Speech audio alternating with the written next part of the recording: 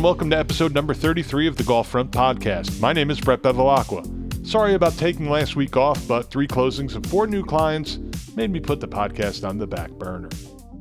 I'm a realtor with Carolina Property Sales in Southern Pines, North Carolina. Every Monday I release a new episode profiling one of the over 60 fantastic golf courses located in the Sandhills of North Carolina. This is the place to live if you live to play golf. We continue with the Pinehurst Resort. This week, we play the only Pinehurst course with bent grass greens, Pinehurst No.9.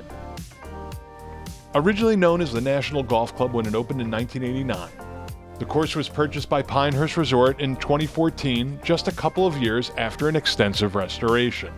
Pinehurst No.9 is just a few miles east of the main resort and only takes a few minutes to reach by car. No.9 has its own driving range, a practice green, as well as a bar and grill. As for the golf, though not an overly tough course, No.9 demands precision and accuracy in all aspects of your game. No.9 can get away from you. Just a few bad shots can cascade into a nightmare, and before you know it, a string of doubles and triples on your scorecard. Pinehurst No.9 was designed by none other than the Golden Bear, Jack Nicklaus, and is his only design in the Sandhills area. Nicklaus designed more than 300 golf courses including Shoal Creek, Concession, Harbortown Golf Links, Valhalla Golf Club, and Castle Pines Golf Club. Pinehurst No.9 is a par 72 that plays 7,100 from the tips with a rating of 74.2 and slope of 135. From the white tees, it plays just over 6,100 with a rating of 69.6 and a slope of 125. There are also the National Tees, a combination of white and green tees that play just under 5,800 yards.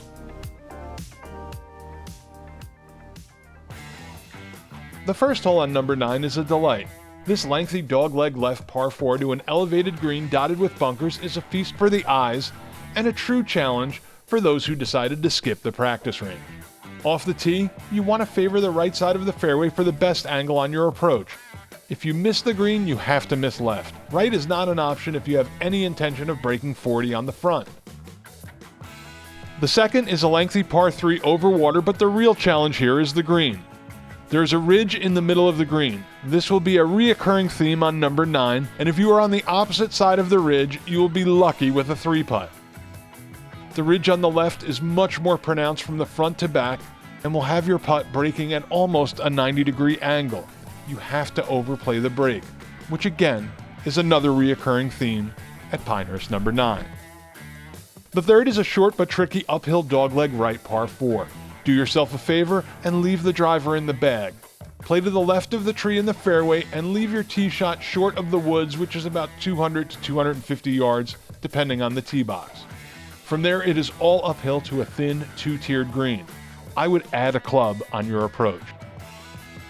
The fourth is one of the toughest par 5s around. Only monster hitters should try to clear the pond.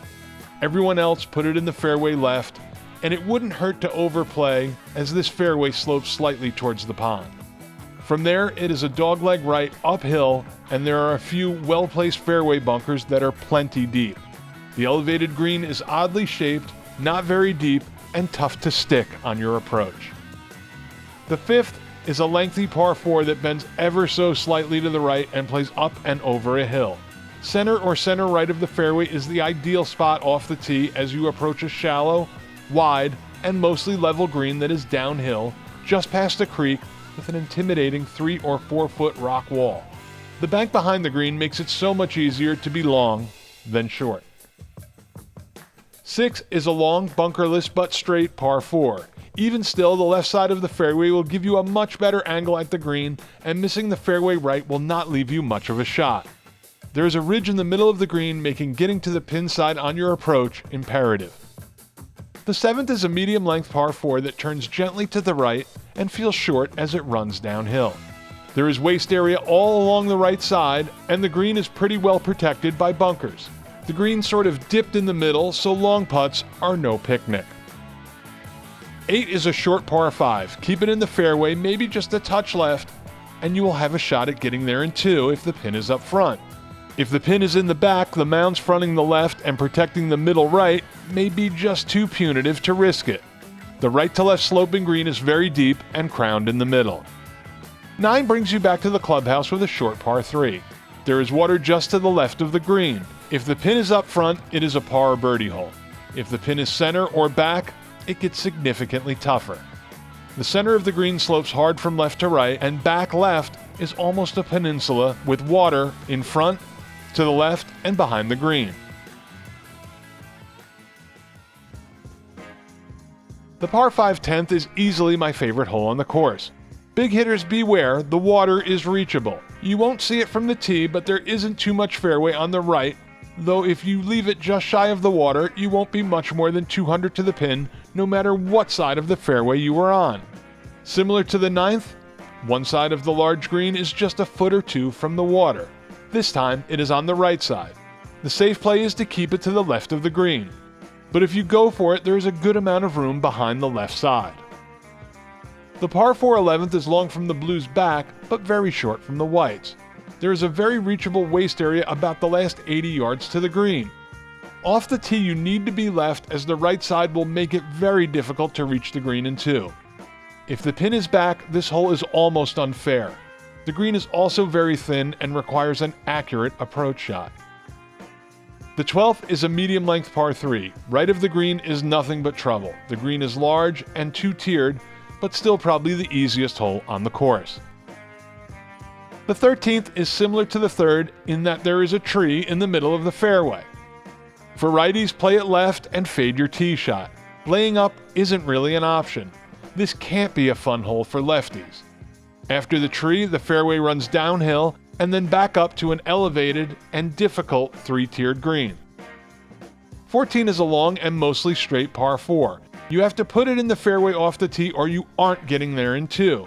The fairway climbs slightly uphill and will require a club more on your approach shot. One thing I should have mentioned earlier is Pinehurst No. 9 150-yard markers are measured to the center of the green, and some greens are 30 to 40 yards deep, making some shots a club more or less depending on pin placement. One other thing about Nicklaus Designs is they seem to throw everything at you the last 3 or 4 holes. In the case of No. 9, 15 is the calm before the storm. This short par 5 is remarkably easy if you can hit it straight and avoid the 3 trees on the right that stick out into the fairway.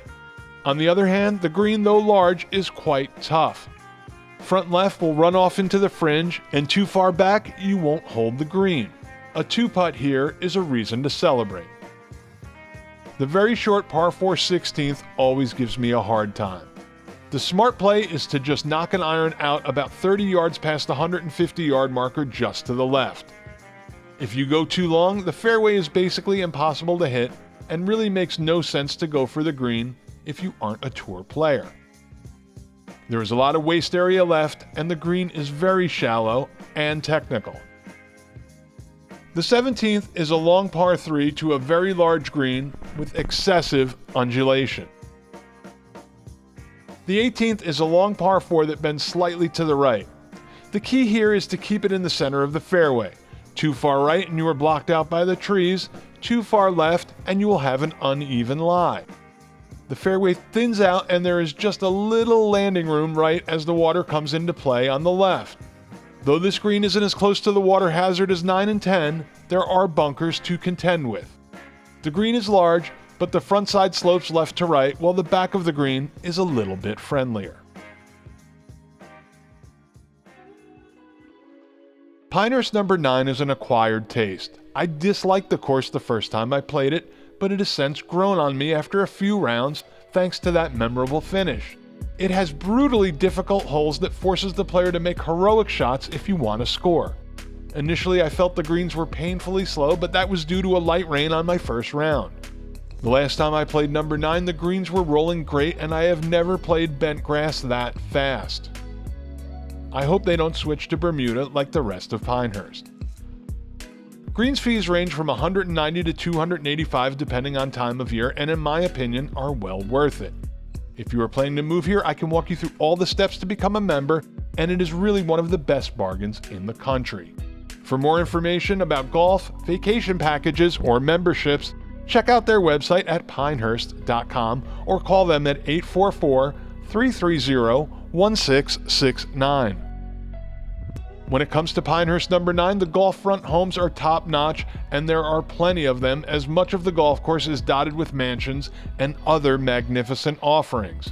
The National neighborhood, the subdivision still retains its original name, is regarded as one of the nicest in the area, and if you're looking for a gated community, you could do much worse than National.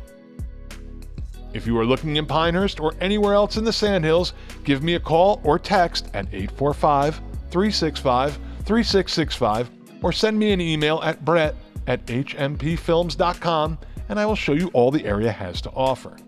Once again, I'm Brett Bevilacqua with Carolina Property Sales. Next week, we head south to Rayford to play the hidden gem Bayonet at Puppy Creek.